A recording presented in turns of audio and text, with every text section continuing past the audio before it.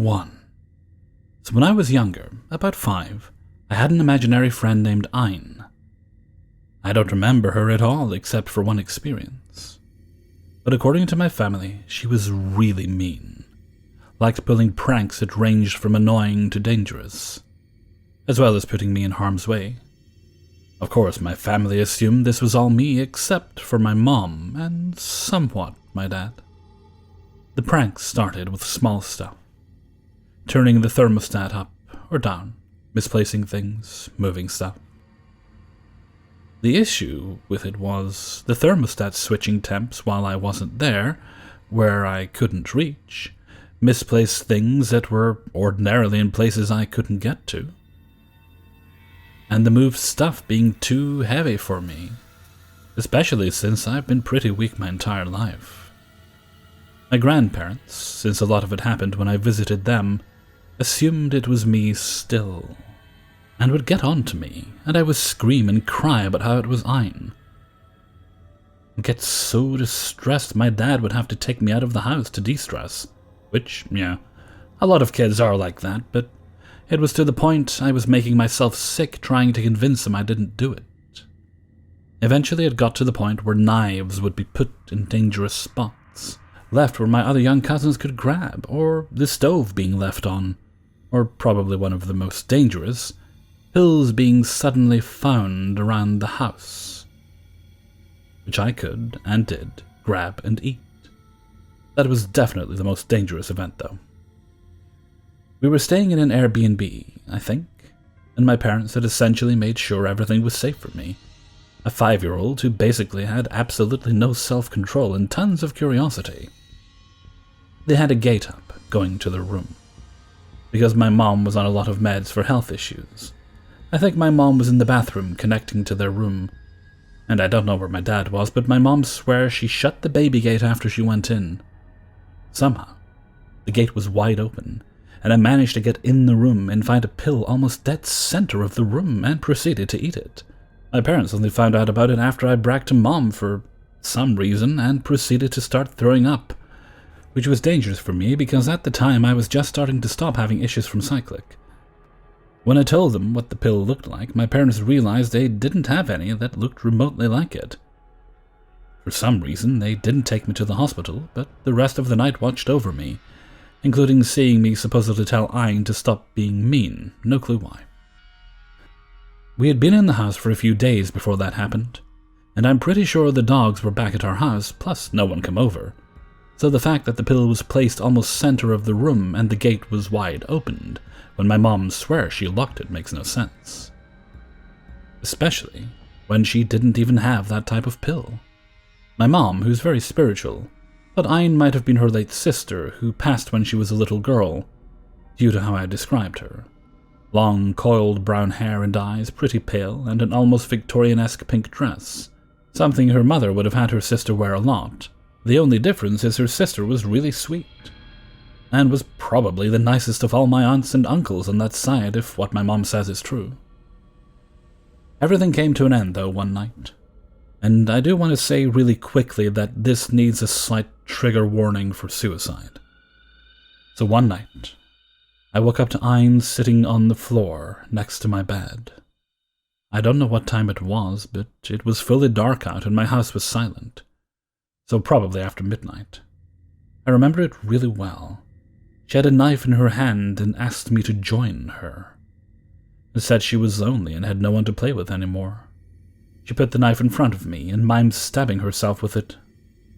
Now, I had no clue what death was. My grandpa had recently passed away, actually the morning after the pill incident, and I still thought he was just sleeping for a really long time. But for some reason, the thought of doing what she wanted me to do, basically killing myself, was absolutely terrifying. And I told her that I wouldn't join her because my parents would be sad. She asked me again, slightly pushier this time, and started tearing up. And I told her I could visit her eventually, but that I at least had to ask them if I could join her. And that seemed to shut her down. Again, I had no clue that she wanted me to die, just that the thought of joining her was scary for some reason, and I didn't want to. She made me promise with a pinky promise, and then I just went back to sleep.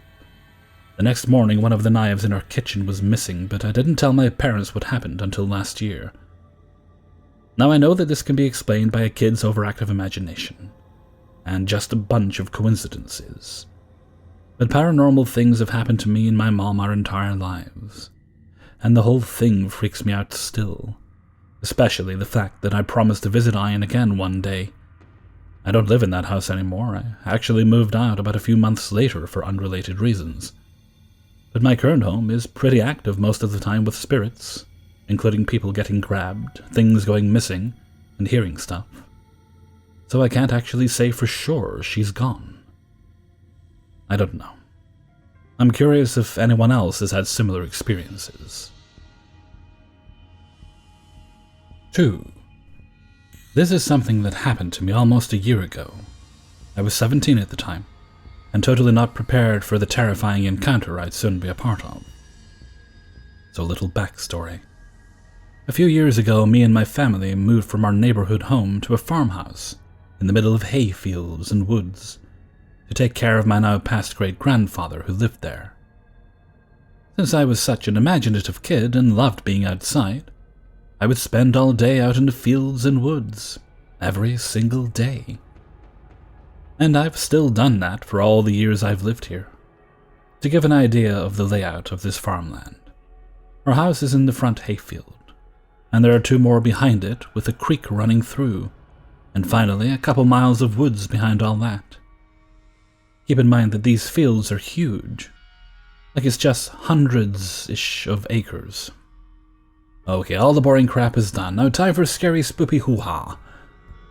Remember, this story is entirely true, and no one believes me except for one person. But I'll get to that later. It was evening, and I went out to the backfield to watch the sunset as usual. The view was best there, and the sunset always looked cool over the trees. I took the 15-ish minute walk on the gravel road that connects all our land, through the gates over the creek past the pond and finally into the backfield.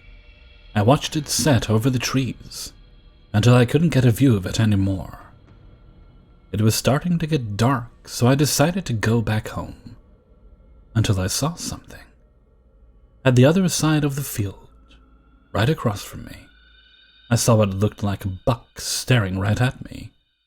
And while it's not abnormal to see a deer out there, it is odd that it didn't get spooked by me being out there. Since my mom hunts in those woods, I got my phone out to take a picture of it to show her. But the sun had basically set, so all you can see in the picture is a silhouette.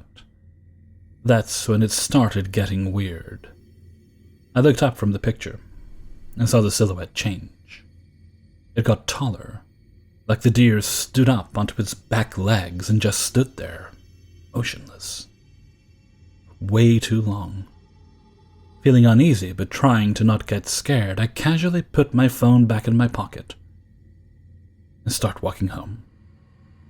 It was getting quite dark, after all. And it's just a wild deer, nothing to be scared of, right?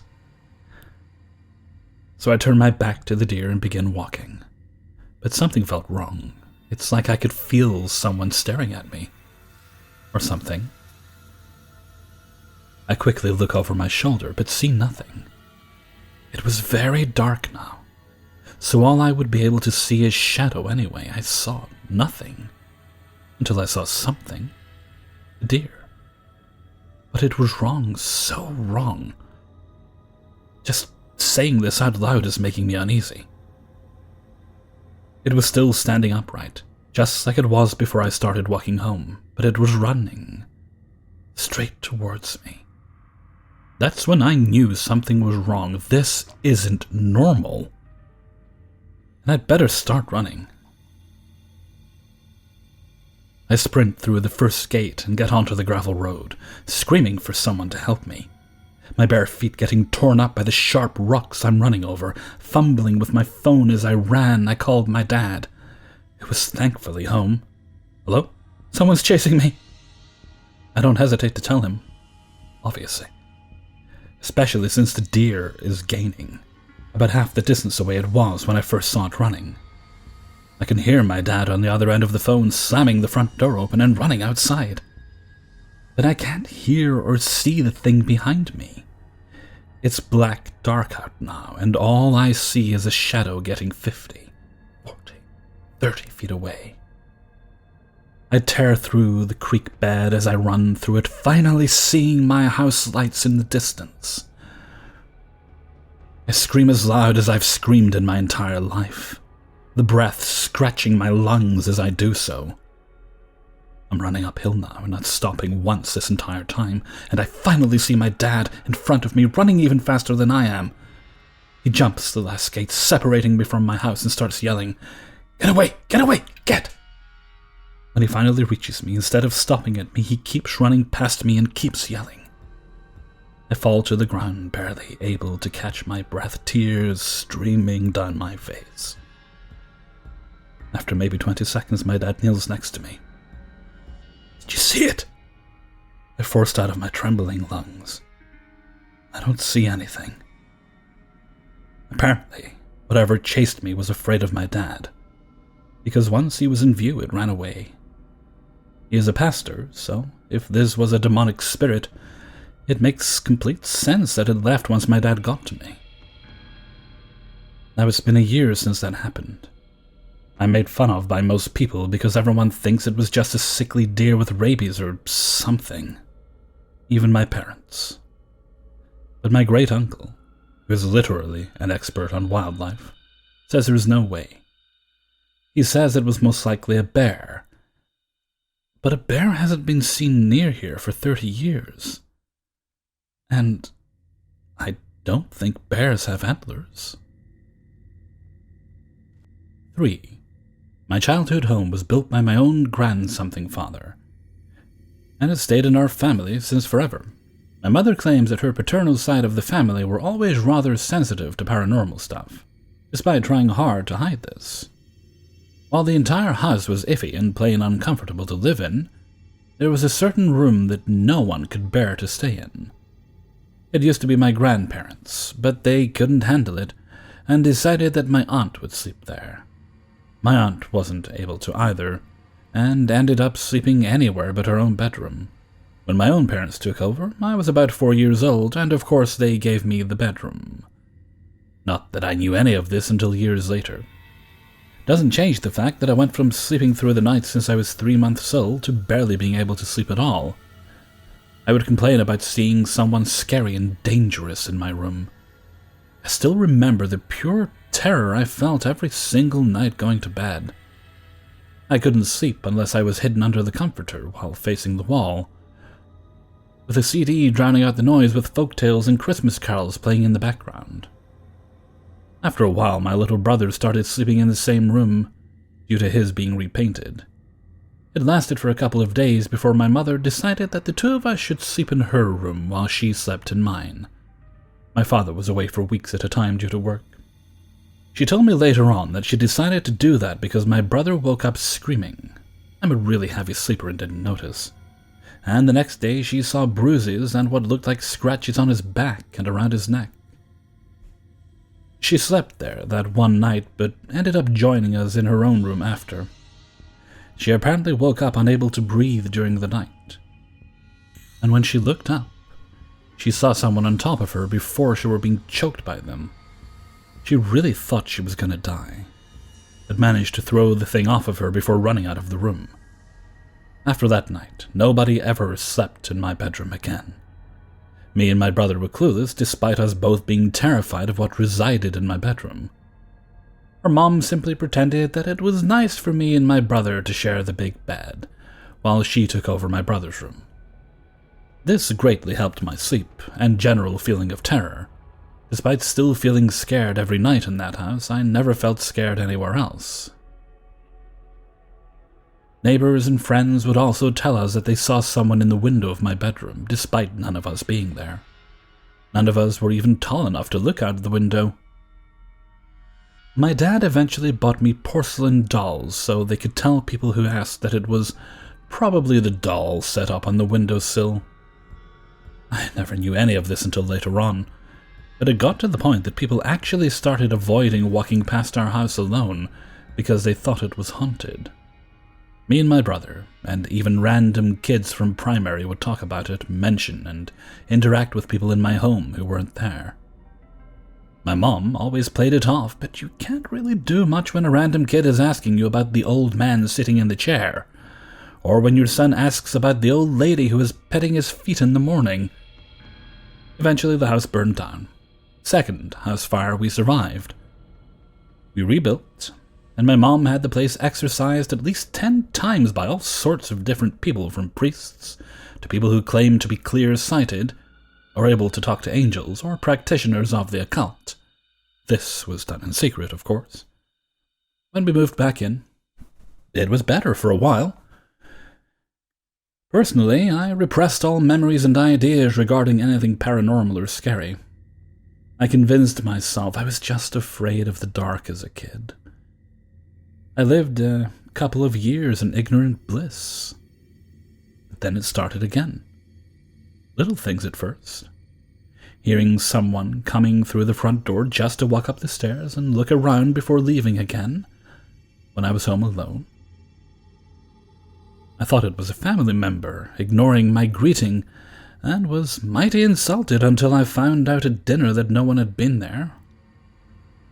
Then I started having trouble sleeping again, but only in my own bedroom.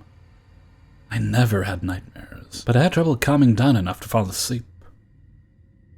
I had a big clump in my chest, feeling like something terrible would happen at any minute. My current bedroom is roughly the same place as the previous one. My toddler brother started talking to people. He had a name for one of them that he would always laugh and smile at.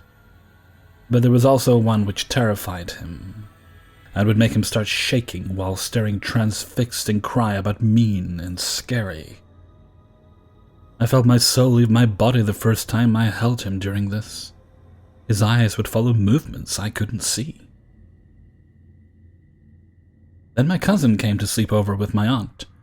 Only problem was that he couldn't fall asleep because of those scary people chanting my initials over and over, and the man who would walk in to stare at him from time to time when he was in bed. Not my bedroom this time. Eventually, I started feeling like someone were walking into my room every night, but I convinced myself that I was just being paranoid due to my recent trouble falling asleep. Sometimes I would hear my youngest brother, at this point a young child, knock on the walls. I often humored him and knocked back. This continued for several weeks until I asked my mom, who slept in the same room as him, why he was awake and knocking on the walls when he should be sleeping. She said that he'd only done that once when she was trying to put him to sleep, but that she'd put a stop to it. My brother confirmed it later when I asked him about it. I spent weeks knocking different tunes and repetitions back and forth with someone through the walls, but nobody else even heard it. I immediately quit it, and the wall I'd often see as a safe space became another thing that frightened me. It didn't take long after that before I regularly felt someone's breath on my face, and having closed my eyes when trying, and failing, to fall asleep. I couldn't handle this and started staying awake at night to avoid it. I eventually moved out, and all the problems disappeared. I didn't lay paranoid in bed, waiting for shit to happen. I didn't feel scared, and I fell asleep easily and peacefully. I still got my room back at my parents' place, and I've recently moved back. I thought I was over whatever the fuck this was, but the more time I spend in my room here, the more I start feeling like I used to. I can feel the staring and the breathing whenever I spend too long falling asleep at night. The heavy feeling in my chest is back, and I don't feel fully rested when I wake up, despite sleeping heavily with only good dreams. I don't want to believe in paranormal shit because I find it terrifying, but I can't explain a lot of the shit from my childhood any other way. I honestly feel crazy just thinking about all this stuff, but there are so many other people who have experienced shit around my family home that I can't just ignore it, even though I'd like to. Fun fact, the rebuilt house was hit by lightning that caused a minor earthquake which woke up the entire neighborhood. The house was glowing green, according to eyewitnesses. 4. Okay, So I don't know where to start, so I'll start with a bit about myself. First, for some basic info. I believe in God. So I already do believe that paranormal things do genuinely exist, since demons could easily try to fuck with things and people of our world. I will say, though, that I'm probably one of the most skeptical people in the world towards the paranormal, besides my belief in God. So at this time, it was late at night. About, I don't know, somewhere between 12 and 2. I was working out in a warehouse, getting some stuff ready for my work coming up in the next few days. I do this kind of thing on the regular. There are wild animals where I was at, so I was a little bit tense since there were foxes, skunks, cougars, and bears in the area. Anyways, so I got done with my work, and the lights were on in the building still, and then I opened the door to leave. I should mention, there are 2 trees kind of close to the door of the building. I also have music playing in my earbuds, and I'm totally chill right now, because I can finally end the night and go to bed. Open the door to leave, and straight in front of me there are 2 trees. They're about 70 feet in a straight line in front of the door, and slightly to the right. I look straight out after opening the door, and I see what I immediately assumed was a shadow next to the trees. It's similar to my height, and I thought it was just a shadow. My shadow, to be specific. It was literally in a humanoid shape. One of the main reasons it spooked me, though, is that because if this is a shadow, why haven't I seen it before? I've done this hundreds of times. Why am I just now seeing an eerily dark, super still shadow? So I start getting more nervous as I have these thoughts going through my head. So then stare at its head, and neck in particular, and then I tilt my head. It didn't move. It didn't fucking move. I start saying a little prayer, asking God to not have this be my time to go, but also start thinking of any rational explanation of how this is not actually a paranormal thing or being. My thought process. I have had migraines, and migraines that mess with my vision before. Maybe it's my vision. Nope. I don't have a headache, and I look to a different section of his body, and his image doesn't change with my vision. Maybe it's a weird shape burned into my retina, and for some reason, I'm seeing it now of all times. Nope. I have vision that's about 50% more sensitive to light, and if it was this bad of a burn, I'd be at least extremely uncomfortable, or be crying retina because of my eyes being in pain. Maybe the tree is making a weird shadow. No light is shining on the tree to make a shadow appear there. By the way, I've stood here looking at this shadow for about 50 seconds at this point, and have still seen it even after blinking. Anyways, I remember I did more checks to see if it was real or not. I finally thought, fuck, let's just shine a flashlight on it and see if it goes away like a shadow. I shine my focusing flashlight on it, which is focused so it becomes the brightest it could be. It's still there. It's goddamn still there. It literally looks as if the light is literally unable to touch it, since it's literally as black and indistinguishable of a figure as it was before. I just now know that it's 100% a humanoid body, and absolutely not a shadow. I reach the conclusion that it's either me being really fucking paranoid or having a migraine, some kind of paranormal being, or a guy came to rob the place, wearing clothes painted with that paint that absorbs light, so he could blend in with the shadows. So I finally do what I think will be a good test. I completely look to my left, body included, shut my eyes for 1 full second, and then I look back to see if the shadow has followed my movements. Or it's disappeared, and it was just me being crazy. I look back and it's still fucking there. At this point, I started getting really freaked out, and started seriously getting nervous and paranoid. I'm staring at it again, and it's in the exact same position. I literally thought to myself, is this thing going to finally kill me? It honestly seems as if it's almost trolling me since it literally hasn't moved, and we have just had a staring contest for about 2 minutes at this point. So after staring at it and thinking that, I blinked, and it was gone. Then I was really shitting myself, thinking, oh great, so you either got a robber to finally hide himself and run away. I should listen really well to see if I can hear any noise, like of any movement outside of it running away. Complete silence, besides literally crickets. Okay then, so if it's actually a paranormal entity, I have just had a staring contest with it, and then joked about it in my head if it was going to finally make a move, and then it did. So did this thing just fucking read my mind? WTF. I stood there and thought this, and was freaking out for maybe like 7 seconds. And then thought, well, if it's paranormal, then it's going to do probably jack shit, but this'll make me feel better. So I slammed the door shut, and then held my leg against the door so it was just held shut as tight as I could. Sat there paranoid and thinking WTF for like 20 minutes, until I finally decided to leave because I thought to myself, if God wants me dead in 20 seconds, I'll die in 20 seconds whether I go outside or not. So there's no point in sitting here all night long. So I left, and nothing else happened the rest of the night, besides me reflecting on what happened, and if it was a real paranormal entity, demon, angel, or what the fuck else it could be. Here's my most detailed description of what it looked like, from what I could tell. It was as if you took the darkest shadows that exist and made a body out of it. Nothing reflected off of it. Light didn't look like it touched it. You might be thinking, well, did it look 3D, or have a highly defined edge between where its center of its body and body sections defined its edges? And no, it didn't. It's like it had an ever-so-slight shadow aura around the entirety of its form, where there's quarter-inch thick deep shadow that makes its form hard to distinguish.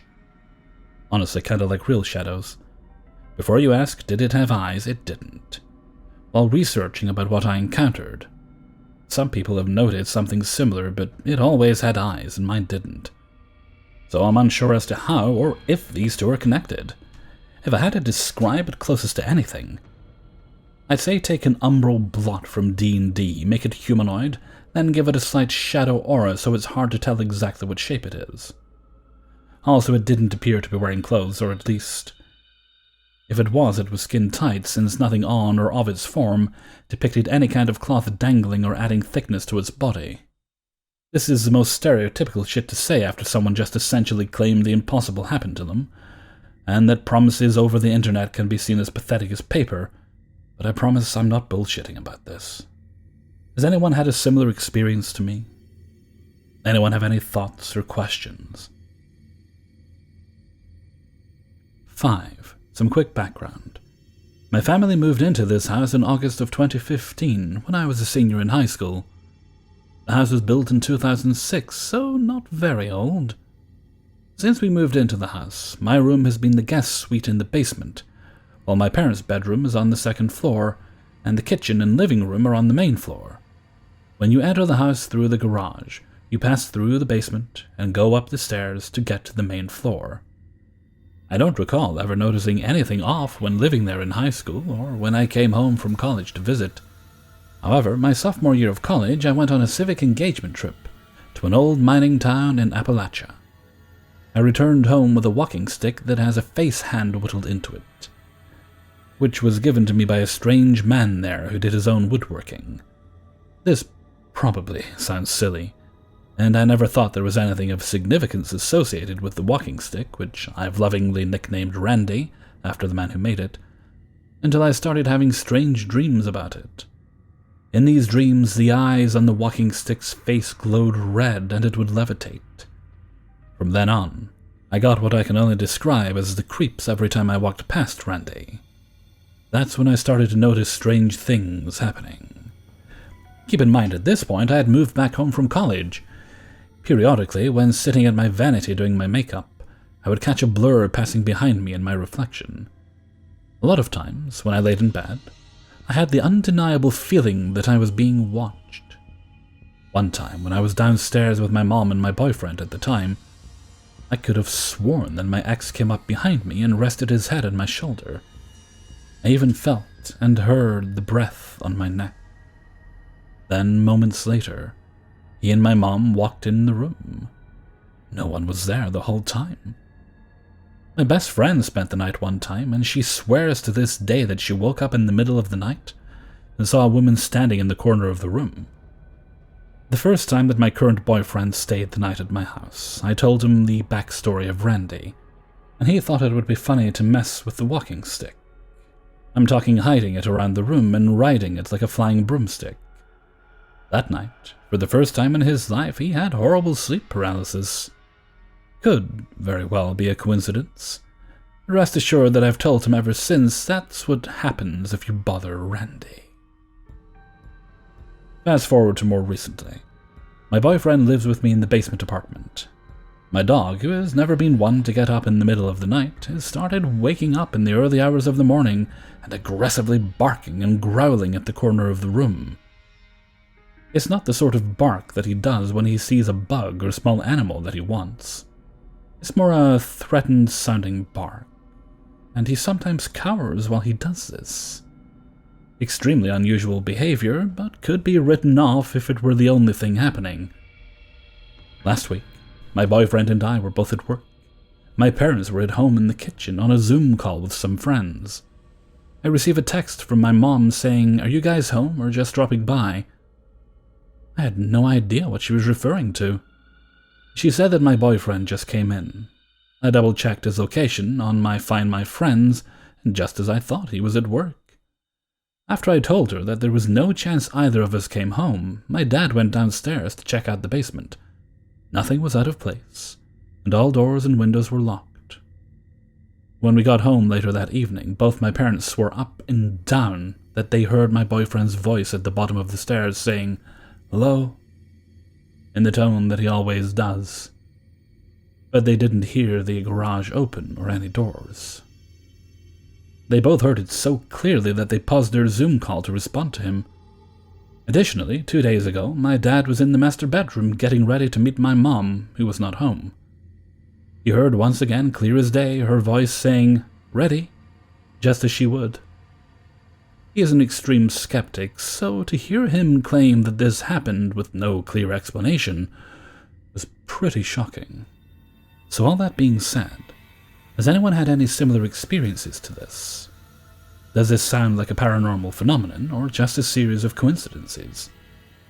Regardless, I would love to hear your thoughts and suggestions, because I can't shake the bizarre feeling I get in my home. Update. I read this post of my boyfriend last night after I had written it and posted it. When I got to the part about the dreams I was having about the walking stick's eyes glowing, he said, "Wait, you have those dreams too?" Turns out we both have them, but had no idea. Hey everybody, Hellfreezer here, and thank you very much for listening to 5 True Paranormal Stories, episode 250. And thank you very much to everybody who allowed me to use their stories in this video. If you enjoyed the video, then great. That's why I do them. Keep me coming back every day. And you can also send me the soul of your firstborn child on a stamped addressed envelope or a postcard to my P.O. box, which is... one second. There we go. That is Hellfreezer, P.O. Box 8785, Airdrie, ML6 1BU. United Kingdom. Also, please don't send me the souls of your firstborn. They taste terrible, even with mustard on them. What was I doing? Oh, anyway, yeah, that is my actual postbox address. It went active on the 8th, which I think is today. Well, no, it's the 7th when I'm recording this, so it'll be the 8th anyway, the Friday. I will post that in relevant places for those who need it. If you've been asking me if I have a P.O. box because you have something you want to send me, there's 6 months you'll have in which to do it.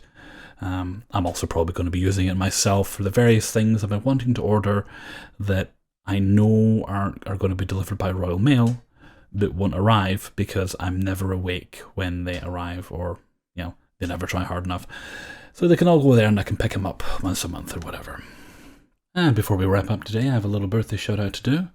This one goes to Mark Clark, and this comes from Carla, your cousin. Mark's birthday is on the 8th. Hope you have a very lovely birthday, Mark. Happy birthday to you. Happy birthday to you. Happy birthday, dear Mark. Happy birthday to you. Okay, and with that, I'm going to head off for now. So until next time, thank you very much for listening, and take very good care of yourself.